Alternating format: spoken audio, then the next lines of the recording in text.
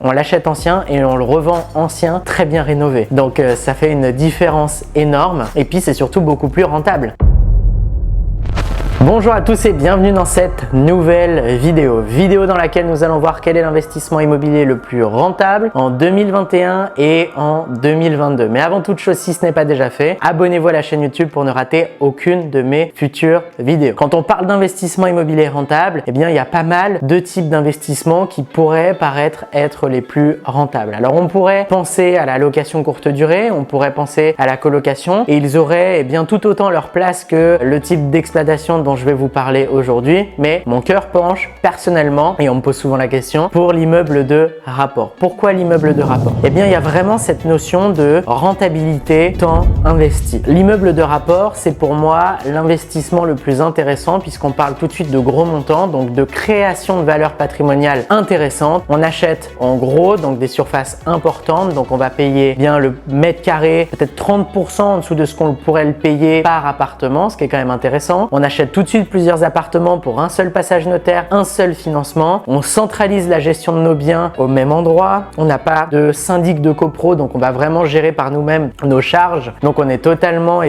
autonome. Alors ça, c'est à double tranchant. Encore une fois, si vous savez pas bien provisionner, voilà, le jour où il faut refaire la toiture, ça fait mal. Mais si vous gérez bien par vous-même, vous êtes totalement autonome et c'est vous qui décidez de quand vous faites les travaux et par qui et donc quel devis. Et donc c'est à vous de gérer et c'est beaucoup plus libre, beaucoup plus flexible, vous avez beaucoup plus de possibilités. Le point qui me plaît aussi dans l'immeuble de rapport, c'est que les loyers sont intéressants puisque c'est des loyers qui sont équivalents à une location d'un appartement classique. Sauf que cet appartement se trouve dans un immeuble et nous on achète le total et donc on va louer plusieurs appartements. Donc on dégage plus de rentabilité pour un coût d'acquisition plus faible, on fait des économies d'échelle et en plus on a une diversification qui est intéressante puisqu'on n'a jamais, ça peut arriver mais je le recommande pas, un immeuble avec 10 studios ou 10 F4 par exemple. Non, ce qu'on va faire, c'est qu'on va avoir un studio, un 80 mètres carrés, un local commercial par exemple. On va pouvoir créer des espaces, on va pouvoir vraiment diversifier et la cible qu'on a du 80 mètres carrés n'est pas du tout la même cible que le studio et pas du tout la même cible que le local commercial par exemple. Donc moi, ce que je privilégie en règle générale, c'est vraiment l'achat dans l'ancien. J'achète pas de neuf, que ce soit un appartement ou un immeuble ou même une maison. Le neuf ne m'intéresse pas. Alors pourquoi l'ancien par rapport au neuf? C'est tout simplement parce que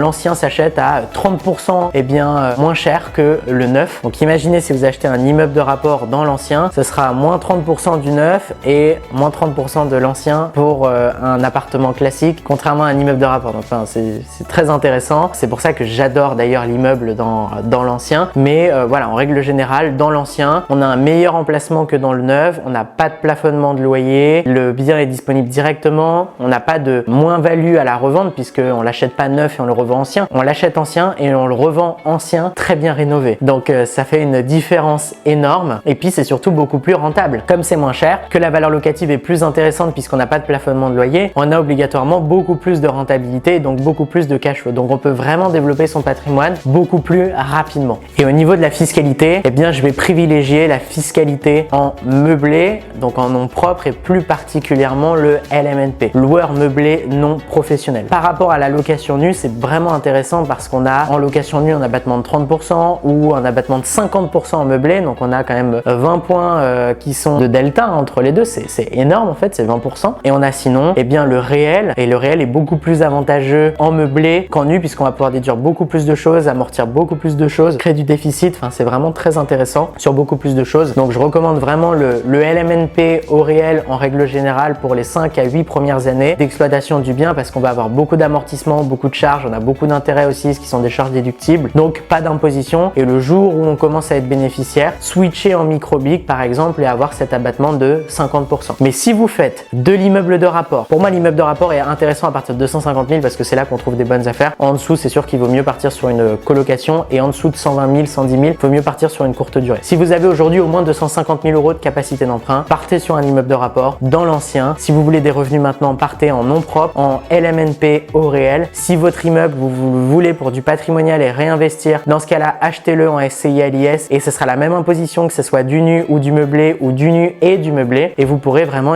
scaler, développer, dupliquer votre patrimoine et vos opérations. Ça va être très intéressant. Donc si vous souhaitez savoir comment faire évoluer votre patrimoine au niveau supérieur, j'ai préparé une formation totalement offerte dans laquelle je vais vous partager les 9 étapes qui vont vous permettre de vous créer une retraite anticipée avec l'immobilier. Le lien est disponible dans la description. Vous avez juste à mettre votre prénom, votre email, à confirmer votre inscription et on vous l'envoie directement. Si vous n'êtes pas déjà abonné à la chaîne YouTube, faites-le dès maintenant si vous souhaitez accéder à nos prochaines vidéos et mettez un like sur la vidéo si vous l'avez appréciée pour pouvoir nous soutenir. Aussi et seulement si vous avez une situation stable et de l'épargne et que vous souhaitez passer à l'action dès maintenant et vous faire accompagner par une équipe d'experts, vous avez la possibilité de réserver un appel avec un de nos conseillers en investissement pour qu'on puisse analyser votre situation, voir dans quelle mesure on peut vous accompagner dans l'atteinte de vos objectifs et mettre en place une stratégie de croissance accélérée patrimoniale ensemble. Voilà, c'était un vrai plaisir que de faire cette vidéo. Je vous dis à très vite pour une prochaine vidéo. C'était Baptiste. Ciao, ciao.